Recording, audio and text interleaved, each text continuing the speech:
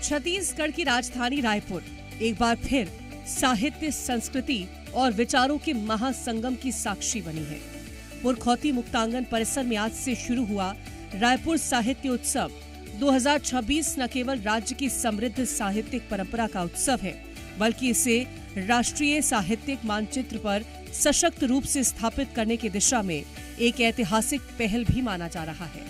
23 से 25 जनवरी तक चलने वाला ये 3 दिवसीय आयोजन साहित्य, कला, संस्कृति और विचार विमर्श का एक जीवंत मंच बनकर उभरा है, जिसमें देश प्रदेश के साहित्य प्रेमी, लेखक, विचारक और पाठक बड़ी संख्या में शामिल होंगे। साहित्य उत्सव का भव्य उद्घाटन राज्यसभा के उपसभापति हरिवंश नारायण सिंह और मुख्यमंत्री विष्णुदेव साय ने किया। उद्घाटन समारोह में डिप्टी सीएम अरुण साव समेत कई मंत्री, दिग्गज विचारक और साहित्यकार मौजूद रहे। आदि से अनादि तक केंद्रीय विचार के साथ आयोजित इस महोत्सव में देश प्रदेश के लगभग 120 से ज्यादा साहित्यकार, कवि, लेखक भाग ले रहे हैं। 3 दिनों में कुल 42 सत्र आयोजित होंगे, जिसमें शासन और साहित्य सहित कई विषयों पर संवाद किया जाएगा। रायपुर के मुरखौती मुक्तांगन में साहित्य उत्सव आदि से अनादि तक का शुभारंभ हो गया है। राज्यसभा के उपसभापति हरिवंश जी ने इसका शुभारंभ किया है। 42 अलग अलग सत्र होंगे, जिसमें देश के अलग अलग इलाकों से कई प्रख्यात कविकार, लेखक, साहित्यकार का एक भव्य मंच सजने जा रहा है।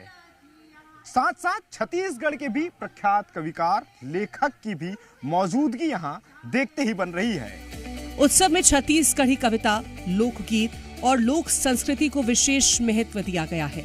लोक कलाकारों, कवियों और रचनाकारों की प्रस्तुतियों ने स्थानीय सांस्कृतिक विरासत को राष्ट्रीय मंच पर प्रभावी ढंग से प्रस्तुत करेगी।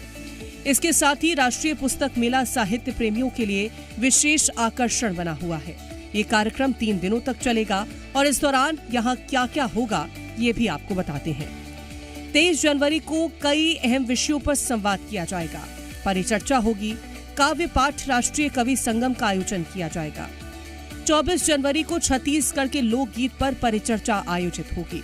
साहित्य, उपनिषद से AI तक और साहित्य के झरोखे से इतिहास पर परिचर्चा होगी। इतना ही नहीं, कई अन्य कार्यक्रमों के साथ ही स्वर्गीय अटल बिहारी वाजपेयी जी की स्मृति में काव्य पाठ होगा। 25 जनवरी की बात करें तो उत्सव की आखिरी दिन भी परिचर्चा, संवाद और साहित्य से जुड़े कई कार्यक्रमों का आयोजन किया जाएगा। 3 दिवसीय इस आयोजन पे समकालिक और बौद्धिक विषयों पर चर्चा की जाएगी।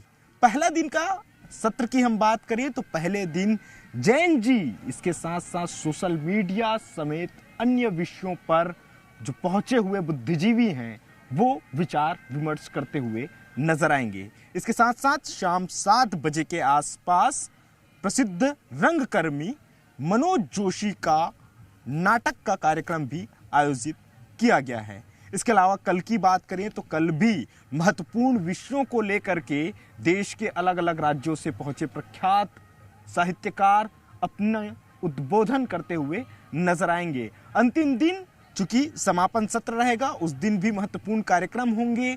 कई काव्य गोष्ठियां होंगी, संगोष्ठियां होंगी और अंतिम दिन यानी समापन कार्यक्रम में राज्यपाल रमेन डेका की मौजूदगी देखने को मिलेगी। साहित्यकारों के साथ युवाओं और छात्रों की मौजूदगी इस उत्सव की बड़ी उपलब्धि मानी जा रही है। अब तक हजारों साहित्य प्रेमियों ने पंजीकरण कराया है। वहीं बिना पंजीकरण भी बड़ी संख्या में लोग आयोजन स्थल पर पहुंच रहे हैं। Open talent zone, painting workshop, quiz प्रतियोगिताएं और सांस्कृतिक प्रस्तुतियां लोगों को नया अवसर दे रही हैं। प्रशासनिक स्तर पर भी आयोजन की व्यवस्थाएं बेहद ही सुगम हैं। 100 से ज्यादा अधिकारी कर्मचारी आयोजन की सफलता में जुटे हुए हैं।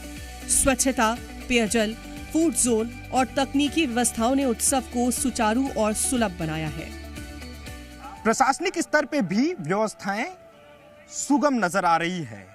प्रशासन ने बकायदा मुरखौती मुक्तांगन तक पहुंचने के लिए बस सेवा निःशुल्क की गई है।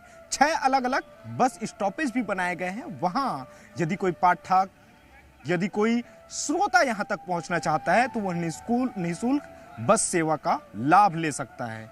यहाँ की भी अगर व्यवस्थाओं की बात करें तो पेयजल, स्वच्छता या खाने पीने की व्यवस्था, तमाम चीजों की सुगम व्यवस्था की गई है। सुरक्षा के लिहाज से 100 से अधिक जवानों की भी तैनाती साहित्य उत्सव में देखते ही बन रही है। रायपुर साहित्य उत्सव 2026 केवल एक साहित्यिक आयोजन नहीं, छत्तीसगढ़ की सांस्कृतिक विरासत और समकालीन विचारधारा का उत्सव है।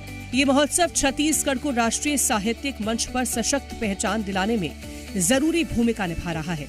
ये साहित्य उत्सव राज्य की सांस्कृतिक पहचान को नई ऊंचाइयों तक ले जाएगा, साथ ही नई पीढ़ी को साहित्य से जोड़ने का भी काम करेगा।